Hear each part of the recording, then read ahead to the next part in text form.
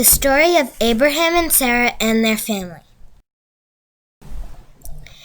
Abram was born in Ur in Mesopotamia. Now elderly, he had settled with his wife Sarai in Haran. They lived in tents and traveled with their flocks and animals. It was a sadness for both of them that they had no children. One day God spoke to Abram. "You must leave this place, Abram, and take your wife and your relations and servants and everything you possess and move to the land that I will show you. Once there you will have my blessing. Your name will be great and your people will become a great nation," said God. So Abraham with his wife Sarai and his nephew Lot, with his servants, his gold, his silver, and his tent, his donkeys and camels, sheep and cattle, traveled south toward the land of Canaan. But at the first place they settled, there was not enough fertile land for everyone. Abram's nephew Lot took his family, servants, flocks, and cattle, and moved to the city.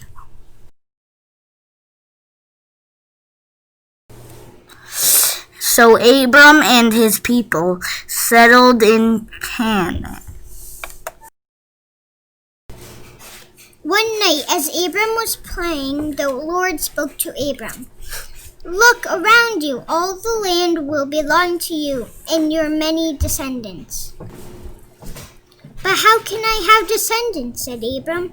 I am an old man and I have no children."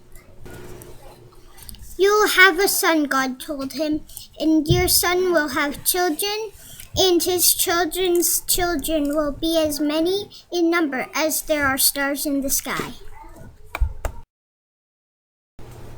Sarai was growing old and still had no children. She went to Abram and said he should take her servant Hagar as a second wife. Abram did, and once Hagar realized she was going to have a baby, she began to be conceited and act rudely towards Sarai. "Hagar now looks down on me and insults me," Sarah complained to Abram. Sarai began to treat Hagar badly. Hagar ran away into the desert. An angel found Hagar where she was weeping. "You must return to Abram and Sarai. You will soon give birth to a son, whose name shall be Ishmael, and his descendants will be numbered in millions." So Hagar returned and shortly afterward gave birth to a boy, then named him Ishmael, which means God hears. Abram once again was praying when God spoke to him. "You shall be the father of many nations, and to mark this you must change your name to Abraham. I will keep my promise to you, and this land shall belong to you and your descendants forever, and I will be their God. From now on, your wife must be called Sarah, and she will be the mother of your son." Time passed, and one day God appeared to Abram. He was sitting under the oak trees in the hottest part of the day. He looked and saw 3 strangers coming. He went to greet them and invited them to a meal and to rest under the trees. Abraham told Sarah to make a meal for them. "Where is your wife?" they asked. "She is in the tent," said Abraham. "Soon she will bear you a son," they told him. Now Sarah was listening to this, and she laughed at the idea that such an old woman should have a child. But the strangers heard her and said, "Do you think there is anything too difficult for God to do?"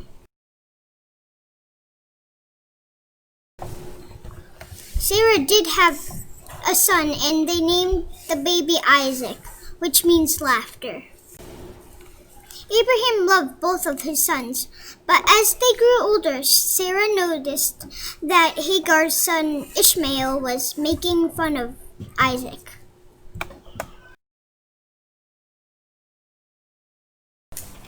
Ishmael must go, Sarah insisted. You must send them both away. Abraham sent them away into the desert. Eventually, they ran out of food and water. Hagar thought they were going to die.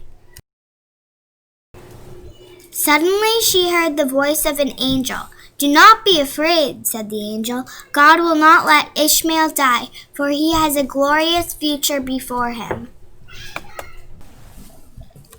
And the angel showed Hagar and Ishmael where there was water. And they both traveled to a new home. Ishmael became the father of the Arab people.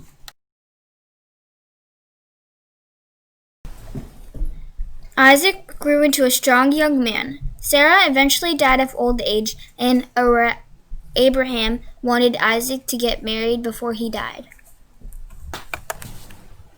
He sent his trusted servant back to the place of his birth to find Isaac a wife. The servant arrived at the town and prayed for a sign. Let the woman who gives me water be the wife for Isaac. Then a young woman came up, and the servant asked, Will you get me a drink? She got him some water and then said, I will get water for your animals as well. The servant then asked where she lived and if he could see her father. She took him home to her family, and the servant asked her father if she could marry Abraham's son Isaac. Her father asked her if she was willing, and she said yes. The next day, they left to travel to Abraham and Isaac. Soon after Rebekah arrived, she and Isaac were married.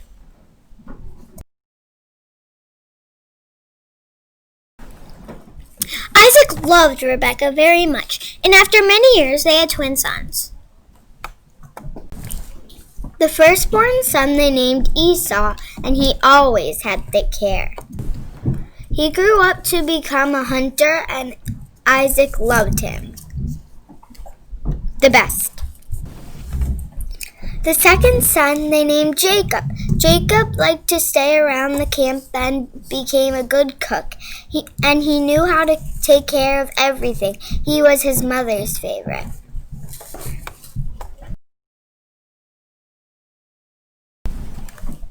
One day Jacob was cooking stew when his brother came in, faint with hunger. Quick, I'm starving. Give me some of that stew. I will, Jacob said, if you give up your rights as the firstborn to me. Esau laughed. What use to me are rights when all I want is a good meal? Then give me your word. And Esau gave his word, so exchanged his birthright for some stew. Isaac, old and blind and near to death, asked Esau to shoot a deer and prepare the dish of venison he so loved. I want to taste it one last time so I can bless you before I die. Rebekah overheard these words, and she determined that Jacob, not Esau, should receive his father's blessing. She told Jacob that she would fix the stew. But he will know I'm not Esau, said Jacob. We will take care of that, said Rebekah. Rebekah then dressed Jacob up in his brother's clothes and covered him with goat skins and hair like his brother.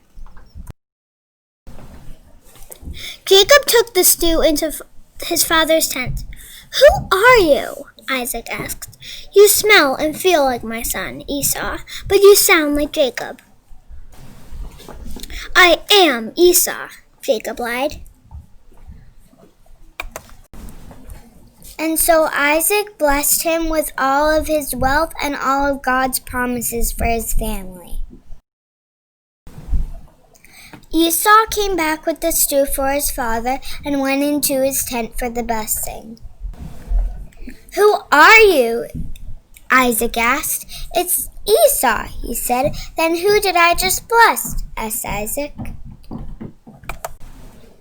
Esau realized that it was Jacob who tricked his father, and he swore to kill him.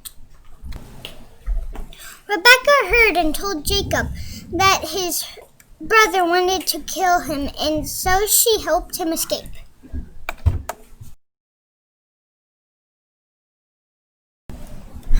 On his escape, Jacob slept out in the wilderness and used a rock for a pillow. He dreamed that he saw a stairway reaching up to heaven, with angels moving up and down on it. At the top of the stairway was God. "I am God of Abraham and your father Isaac," said the Lord to Jacob. "And I will give the land on which you lie to you and your descendants." When Jacob awoke, he said, "This is a holy place, for God was here." He took the stone which he has used as a pillow and with other stones built an altar to God. He named the place Bethel, which means house of God.